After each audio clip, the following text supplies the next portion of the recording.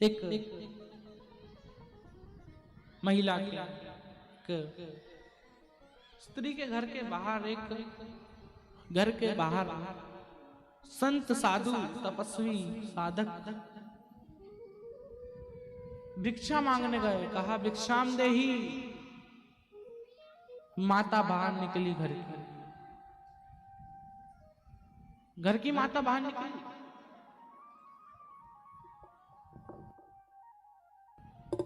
और घर की माता बाहर निकली। कहा क्या चाहिए गुरुजी? कहा कुछ भी भिक्षा दे दो, सब चलेगी।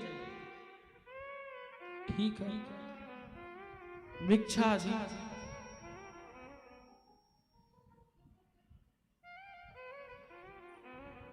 भिक्षा दे दी और माता जी ने गुरुजी से कहा कि गुरुजी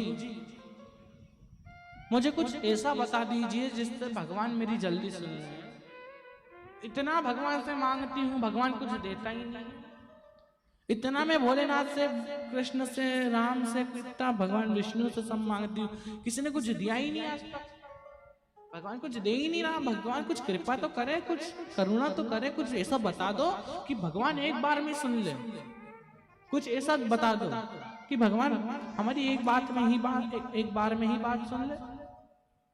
गुरुजी ने कहा इस प्रश्न का उत्तर तो मैं कल ही दे सकता हूं, आज इस प्रश्न का उत्तर नहीं दूंगा।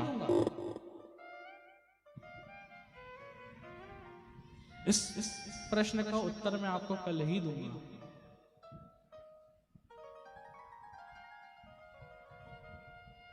कहा ठीक। अगले दिन फिर संत आ गए। संत आए, कहा भिक्षाम देहि। माता ने कहा कि आज घर में खीर बनी है, खीर देती हूं। कहा ठीक है। खीर जैसे ही लाई, कमंडल को देखा, उस कमंडल में कीचड़ था, गंदा कमंडल, कंकड़ थे, सब पत्थर थे, कमंडल गंदा था। माता ने कहा कि गुरुदेव, हे बाबा, ये आपके कमंडल में तो इतना कचरा है, इतना कीचड़ लगा हुआ है, इतनी गंदगी है, इसमें मैं खीर नहीं दे सकती। कहा आप तो दे दो। संत ने कहा दे दो आप तो। संत ने कहा क्या हुआ, दे दो। नहीं, इतनी मेहनत से मैंने खीर बनाई है, मैं कैसे दे सकती हूँ? इसके लिए पहले धोना पड़ेगा। कहा अच्छा धोना पड़ेगा, तो धोकर ला दो। कहा ठीक। वो माता धोकर कमंडल लाई। धोने के बाद थोड़ा सा पानी बाहर झड़ाया, उसके बाद उसमें खीर दे दी।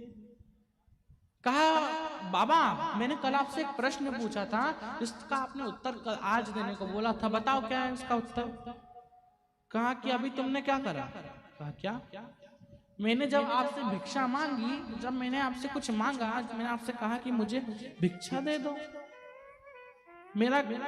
जब आप खीर को लाई, आपने देखा कि कमंडल इतना गंदा है, इतना कीचड़ है, इतना कंकड़ है, अगर इसमें खीर डालूंगी तो खीर भी गंदी हो जाएगी, फिर तो कोई मतलब ही नहीं खाने का, इसमें मजा ही नहीं आएगा। खीर भी गंदी हो गई और कोई मतलब खीर देने भी पड़ी और कोई मतलब भी नहीं रहा।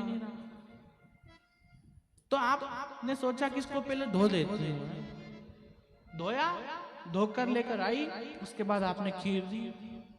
कहा उसी प्रकार आप जब भगवान से कुछ मांगते हो, आप भगवान से कुछ प्रार्थना करते हो कि भोलेनाथ ये दे दो, भोलेनाथ वो दे दो, भोलेनाथ ऐसा कर दो, भोलेनाथ वैसा कर दो, ये दे दो, वो दे दो, ऐसा कर दो, वैसा कर दो, तो भोलेनाथ भी पहले आपका मन देखते हैं। अगर उसमें छल रूपी गंदगी, अगर उसमें कपट रूपी गंदगी, अगर उसमें अहंकार रूपी गंदगी, अगर उसमें जलन रूपी गंदगी, अगर उसमें वासना रूपी गंदगी, अगर उसमें मोह माया रूपी गंदगी पड़ी होगी, तो भगवान शंकर आपको कुछ नहीं देंगे। लेकिन जब आप भगवान शंकर के मंदिर डेली जाओगे, जब रोज भगवान शंकर के मंदिर जाओगे, तो भगवान शंकर भी आपके कमंडल को, आपके मन को मांझेंगे। मांझने के बाद भगवान भी उसके बाद आपको फल देंगे, उसके बाद आपको खीर देंगे। अब भोलेनाथ के यहाँ तो क्या है, लंबी लाइन लगी रहती है, कितने लोग मांगते हैं तो उसको मांझने में क्या 3 महीने लग जाते हैं, और 3 महीने भी नहीं तो कभी 4 महीने, 4 महीने भी नहीं तो कभी 6 महीने, कभी 6 महीने नहीं तो 1 साल, कभी 2 साल लग जाता है। मांझने में समय लग जाता है, लाइन लंबी है, कितने लोगों ने मांग के रखा है, धीरे धीरे पूरा होगा है।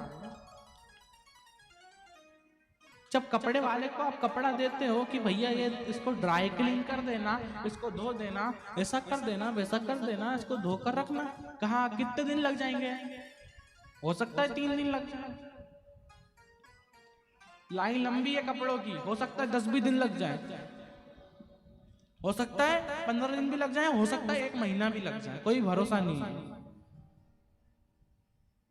ऐसा ही है, अगर दिल से भक्ति कर रहे हो, अगर दिल से भगवान का नाम जाप कर रहे हो, तो भगवान के मंदिर डेली जा रहे हो, तो 1 महीने में नहीं तो 2 महीने में नहीं, 3 महीने में नहीं, 4 महीने में नहीं, 1 साल में नहीं, कभी तो भगवान से आपकी जो मन को मांझेंगे और कभी तो कुछ ना कुछ देंगे। थोड़ा सब्र रखना पड़ेगा, थोड़ा सबूरी होना चाहिए, पेशेंस होना चाहिए, थोड़ा समय लगना है।